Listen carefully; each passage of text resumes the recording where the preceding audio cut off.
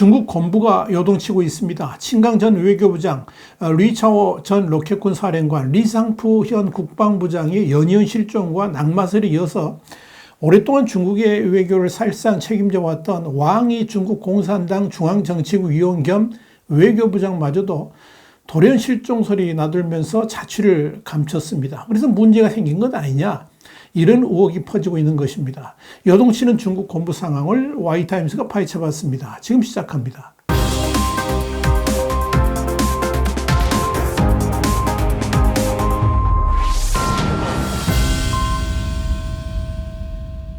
대만의 나우뉴스는 14일 왕이 외교부장은 G20 정상회의에 리창 중국 총리와 동행할 예정이었으나 결국 불참했고, 현재는 유엔 총회에 참석하지 않고 한정 중국 부총리가 대신 참석할 것이라는 소문이 돌면서 많은 논란을 불러일으키고 있다 그러면서 그가 브리스 정상회의에서 제대로 역할을 하지 못해서 시진핑 주석이 심기를 건드린 것 아니냐, 이런 분석도 나오고 있다, 이렇게 보도를 했습니다.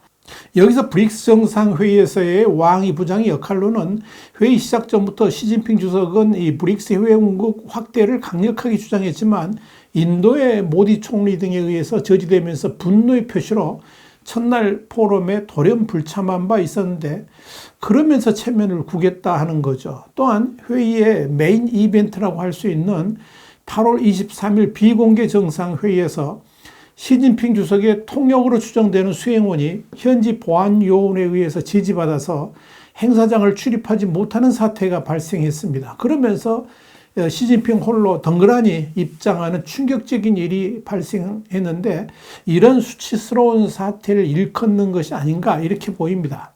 왕이 실종설이 본격적으로 확산된 배경에는 1989년 중국의 천안문 민주화 시위 이후에 미국으로 망명해가지고 미 상원에서 근무한 적이 있었고, 또 전직 중국 외교관이자 민주화 운동가인 이 한린차오가 지난 13일 X, 그러니까 옛 트위터를 말하는 거죠. 이 X에 왕에게 무슨 일이 일어날까요? 이런 글을 올리면서 본격화됐습니다. 그는 오랜 친구로부터 왕 부장이 자택에서 자숙 시간을 보내고 있다는 정보를 들었다 그러면서 최근 G20 정상회의 등에서 리창 총리를 수행하지 못한 것도 이 때문이다, 이렇게 주장했습니다.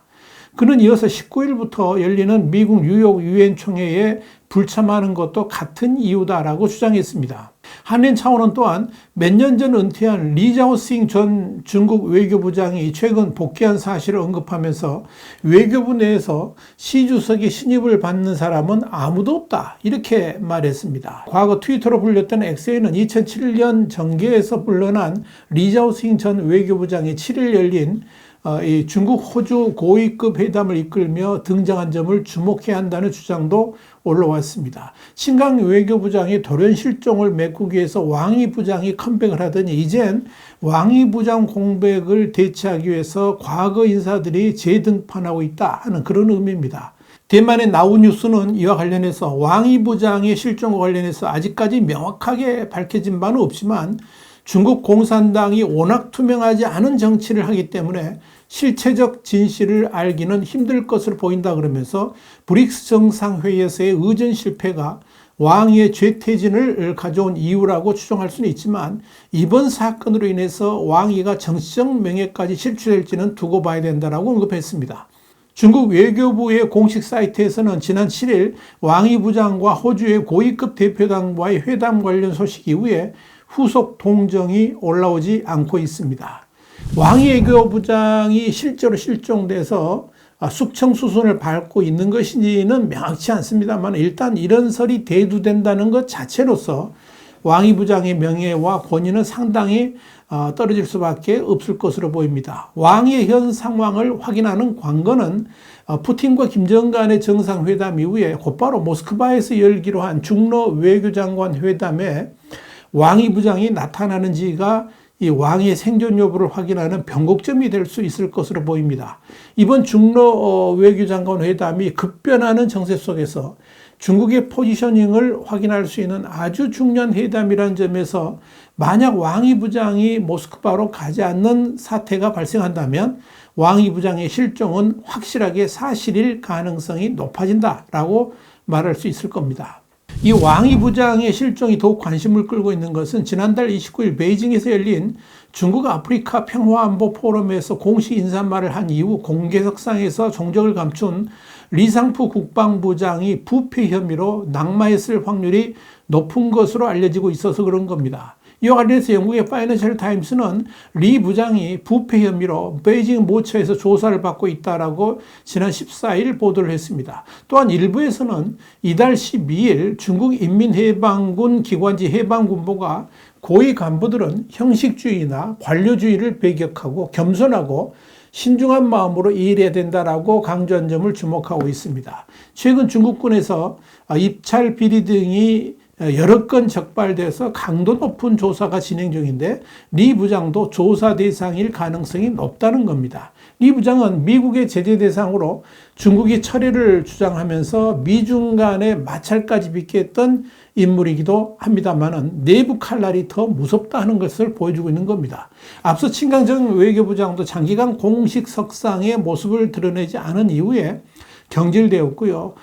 리 전 사령관 역시 비슷한 과정을 거쳐서 올 7월 각각 면직되고 교체됐습니다. 상당 기간 명확한 이유 없이 잠적한 중국 고위직은 대부분 자리에서 물러난 바 있습니다. 그동안 사실상 철저하게 직위를 보장받았던 부장급, 그러니까 장관급 이상의 중국 당정 고위층들마저도 연이어 실종되는 사태가 벌어지면서 중국 고위 관료들이 전전긍긍하고 있는 것으로 알려졌습니다. 원래 중국의 관료 사회 자체가 부패로 점철되어 있는 집단이다 보니까 어느 누구라도 걸면 걸리기 때문입니다. 특히 시진핑의 절대적 신임을 받고 있었던 칭강 전 외교부장마저도 돌연 실각되는 것을 보면서 중국 고위층들은 상당한 두려움을 느끼고 있는 것으로 보입니다. 실제로 7월 말까지 낙마한 부패 호랑이, 그러니까 당정의 부장급만 30명에 이르고 있는 것이 현실입니다. 벌써 지난해 자리에서 물러난 32명에 육박하고 있는 것입니다. 지난 4일에는 인민해방군 군사법원의 주석인 청둥팡이 취임 8개월 만에 직위에서 해임됐습니다. 또한 지난달 24일에는 중국 공산당 중앙위원회 위원이자 중국 국가위생건강위원회 주임인 마샤웨이가 북경연합의과대학병원 고위병동에서 이송됐다는 소식이 돌았습니다.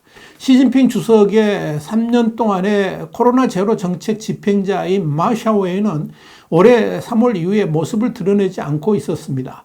외부에서는 시진핑이 최근 의료 시스템에 대해서 강력한 반부패 캠페인을 벌이고 있다라고 믿고 있습니다.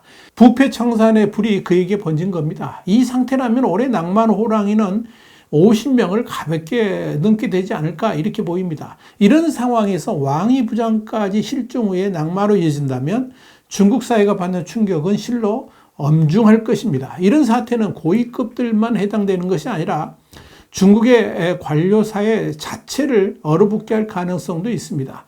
최근에는 이 체육계와 의료계, 연예계 등 그동안 사정과는 거리가 다소 멀었던 분야의 인사들까지도 된소리를 맡고 있습니다. 베이징에 천구유롱 변호사가 썩은 곳은 확실하게 도려내야 된다. 이제는 그 어디에도 안전지대가 없다 그러면서 향후 사정 태풍이 더욱 거세게 전방위적으로 불 것이라고 전망한 바 있었는데 이를 보면 중국 최고위층들이 벌벌 떠는 것 역시 당연한 것으로 보입니다. 칭강 외교부장에 이어서 왕위 부장까지 실종된 것이 사실이라면 진짜 문제는 중국 외교의 엄청난 혼동과 함께 외교 공백이 발생할 수밖에 없다는 겁니다. 당장 북러 정상회의 이후에 중국이 러시아와 외교적 조율을 해야 될 것이 산더미처럼 쌓여 있습니다. 특히 푸틴과 김정은 간의 북한의 무기 제공, 그리고 러시아가 북한에 대해서 핵미사일과 핵잠수함 같은 이런 미국의 신경이 곤두설 수밖에 없는 기밀들을 제공할 가능성이 높아지는 가운데 중국이 과연 러시아에 대해서 어떠한 외교적 스탠스를 보일 것인가에 대해서 전 세계 이목이 집중되고 있습니다. 사실 러시아가 북한에 대해서 아무리 군사기밀이나 첨단 기술을 제공해주고 싶어도 중국이 동의하지 않는다면 푸틴이 주고 싶어도 사실 쉽지 않은 일들이 벌어질 수가 있습니다. 그런데 지금 중국은 당장 이 문제를 논의해야 될 국방부장도 공석이고 동시에 외교적 컨트롤을 해야 될 외교부장까지 실종 상태로 이어진다면 엄청난 혼선이 있을 수밖에 없습니다. 당장 중국 입장에서는 외교부장 역할을 누가 할 것인가를 결정하는 것도 쉽지가 않습니다. 물론 돌려막기 차원에서 리자오싱을 다시 불러서 외교부장직을 맡길 수도 있지만 우선 나이도 1940년생으로 고령인데다가 2003년부터 2007년까지 외교부장을 맡은 바 있기 때문에 지금 당장의 중국 외교 현안들을 얼마나 파악하고 있을지도 의문입니다. 왕이 부장이야 물러난 지 불과 반년 만에 컴백하는 것이기 때문에 공백이 거의 없었다라고 할 수 있지만 리자오싱은 차원이 다르다는 이야기입니다. 그렇다고 새로운 인물을 지금 발탁하는 것도 문제입니다. 이는 시진핑 3기 내각에 오점을 찍는다는 문제도 있고 자신이 임명한 사람을 공개적으로 교체하고 숙청했다는 점에서 시진핑의 체면 손상도 우려되기 때문입니다. 이렇게 중국 외교는 당장 심각한 혼란에 빠질 수도 있을 것으로 보입니다. 사실상 중국은 외교가 전체 업무의 절반 이상을 차지한다고 봐도 좋을 정도로 비중이 높은데 그 외교가 흔들린다면 중국 전체가 혼돈 속으로 빠져들 수도 있다는 점에서 시진핑의 대응이 주목된다고 할 것입니다. 이런 점에서 왕이 부장을 심하게 견책한 다음에 다시 외교부장직을 수행하게 할 가능성도 충분히 있다고 봅니다. 지금 왕위를 대체할 인물이 별로 눈에 보이지 않기 때문입니다. YTN 정세 분석이었습니다. 감사합니다.